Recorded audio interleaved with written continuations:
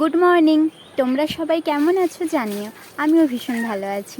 আর এই যে দেখো, সকালবেলায় ঘুম থেকে উঠে ঘর বাড়িটা আমি ভালো করে ঝাঁটিয়ে নিয়েছি, আর তারপরে মুছে নিয়ে এই যে চলে এলাম মন্দিরটাও ভালো করে একটু মুছে নিতে। জানো তো, তোমাদেরকে তো আগেই বলেছি যে আমাদের এই বাড়ির মন্দিরটা ভীষণ সুন্দর, আর বাবা নিজের হাতে বানিয়েছে এই মন্দিরটা। তো এই মন্দিরটা নিয়ে আমি যতই বারবার বলি না কেন কম হয়ে যায়। আমার ভীষণ ভালো লাগার জায়গা এই মন্দিরটা। তো এই যে এবারে মন্দিরটাই ভালো করে আমি মুছে নিচ্ছি।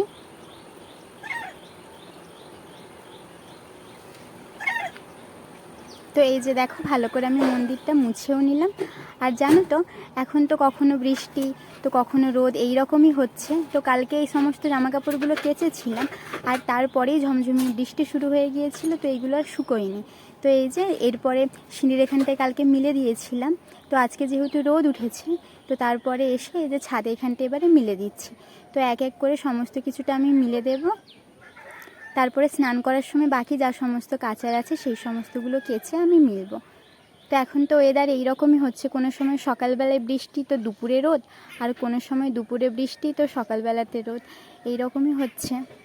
তো এইরকমভাবেই কাটাতে হবে আর কি। তো এই যে দেখো, এক এক করে আমি সমস্ত কিছুটা এবারে মিলেও দিচ্ছি, আর তারপরে বাকি বাড়ির সমস্ত যা কাজবাজ আছে সেই সমস্ত কাজবাজ আমি করে নেব।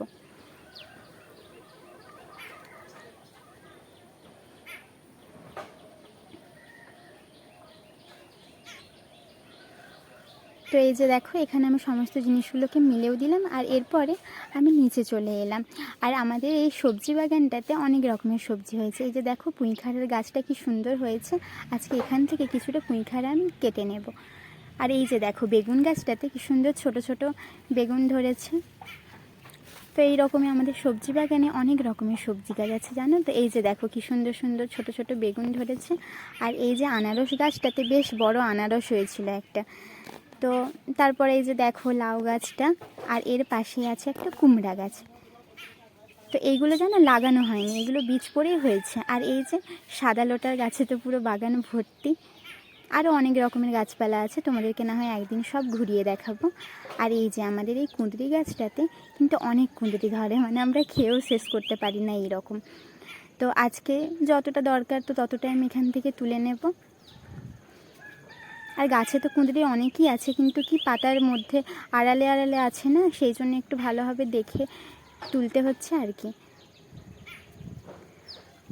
তো যেইগুলো এখনও সরু আছে সেইগুলো আমি এখন তুলব না, যেইগুলো একটু বেশ ভালো বড় হয়ে গেছে, মোটা হয়ে গেছে, তো সেই কুঁদরিগুলোই আমি এখন তুলে নেব।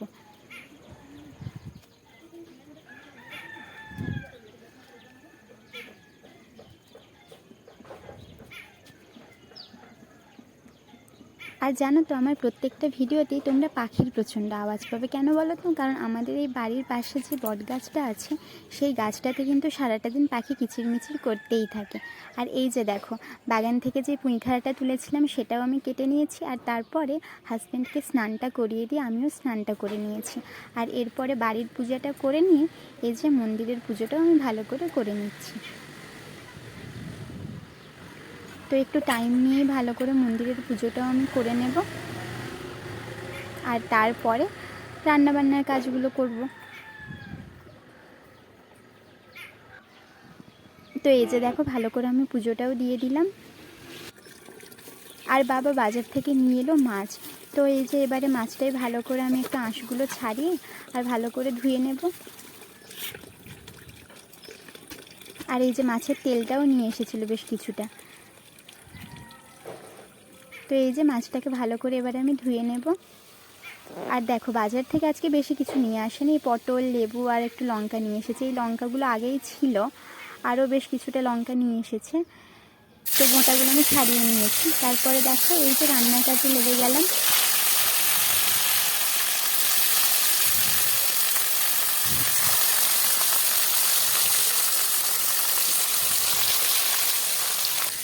তো এইদিকে মাছটাও আমি মাছ ভাজতে চাপিয়ে দিয়েছি, আর এই যে এইদিকে সবজিটাও আমি করে নেব।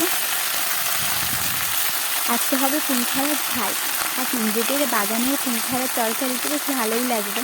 তো এই যে একদিকে মাছের তরকারি আর একদিকে পুঁইখাড়াটা আমি করে নেব। তো এক এক করে আমার হয়ে গেল, আজকে বেশি কিছু হয়নি। ওই পুঁইখাড়ার ঝাল, ডাল, আর ওইদিকে মাছের তরকারি। আর উচ্ছে ভাতে দিয়েছিলাম, তো সেটাই মাখিয়ে নেব। তো এই যে দেখো এখন দুপুর হয়ে গেছে, তো দুপুরের আমরা খাওয়ার জন্য সমস্ত কিছুটা বেড়েও নিয়েছি। আমি আর হাজব্যান্ড আমরা দুজনে একসাথেই খাই রোজ।